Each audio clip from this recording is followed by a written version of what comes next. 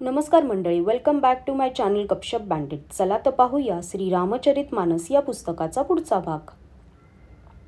सतीने जिकडे तिकडे जितके श्रीराम पाहिले तितकेच देवही आपल्या शक्तींसह तिला दिसले. जगात जितके चराचर जीव आहेत ते सुद्धा अनेक प्रकारचे दिसून आले. तिला दिसले की अनेक वेश धारण केलेले देव हे प्रभू श्रीरामांचीच पूजा करीत आहेत. परंतु श्रीरामांचे दुसरे रूप कुठे दिसले नाही. सीतेसह अनेक श्रीराम दिसले, परंतु त्यांचे अनेक वेश नव्हते. सर्व ठिकाणी तेच रघुनाथ, तेच लक्ष्मण आणि तीच सीता हे पाहून सती घाबरून गेली. तिच्या मनाचा थरकाप उडाला आणि देहाची शुद्ध हरपली.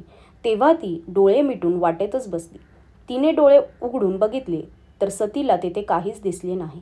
तेव्हा तिने श्रीरामांच्या चरणी वारंवार मस्तक नम्र केले आणि जेथे शिव बसले होते तेथे ती परत गेली.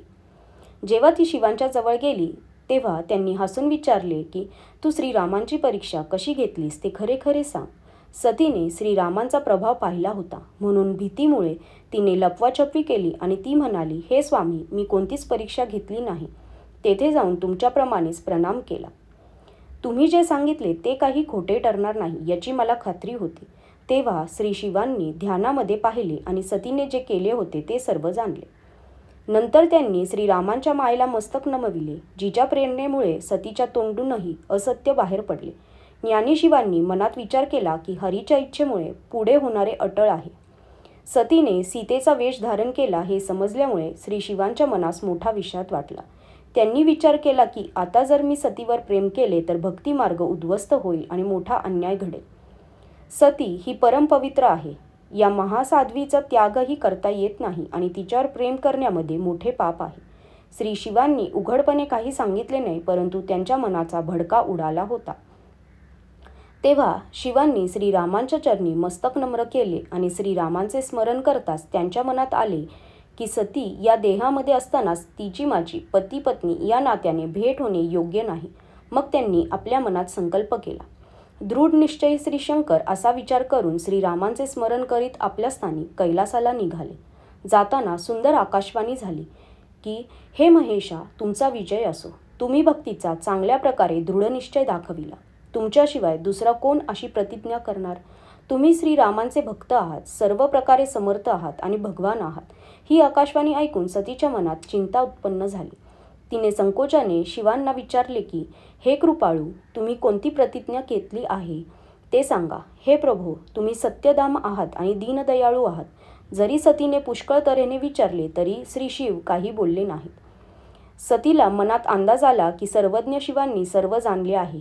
मी एका अर्थी शिवांशी कपट केले. स्त्री ही स्वभावतः मूर्ख आणि अज्ञानी असते. प्रेमाची रीत कशी आहे पहा. पाणीसुद्धा दुधात मिसळल्यावर दुधाच्या भावानेच विकले जाते. दुधात कपटाचा आंबटपणा पडला की पाणी वेगळे होते, दूध नसते आणि त्याची गोडी नाहीशी होते. आपल्या कृत्यामुळं सतीला घोर लागला. तिला इतकी चिंता लागून राहिली की सांगता येत नाही. तिला उमजले की शिव हे कृपेचे अथांग सागर आहेत, म्हणून त्यांनी उघडपणे माझा अपराध बोलून दाखविला नाही. शिवांचा कल पाहून सतीला उमजले की स्वामींनी माझा त्याग केलेला आहे. ती मनात फार व्याकुळ झाली. आपले पाप समजून आल्यामुळे ती काही बोलता येत नव्हते, परंतु हृदय कुंभाराच्या आव्यासारखे पोळून निघत होते. श्री शिवांनी पाहिले की सती चिंतित झाली आहे. तेव्हा तिला प्रसन्न करण्यासाठी त्यांनी वाटेने जाताना सुंदर कथा सांगितल्या, वेगवेगळ्या ऐतिहासिक गोष्टी सांगितल्या आणि ते कैलासावर पोचले. नंतर शिवांना आपली प्रतिज्ञा आठवली. ते वटवृक्षाखाली पद्मासन घालून बसले. ते स्वस्वरूपात मग्न होऊन गेले. त्यांनी अखंड व अपार अशी समाधी घेतली.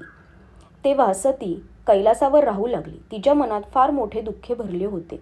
ते रहस्य कोणीही जाणत नव्हते. तिचा एक एक दिवस एक एक युगाप्रमाणे जात होता. सतीच्या मनावर नित्य चिंतेचे ओझे वाढत होते.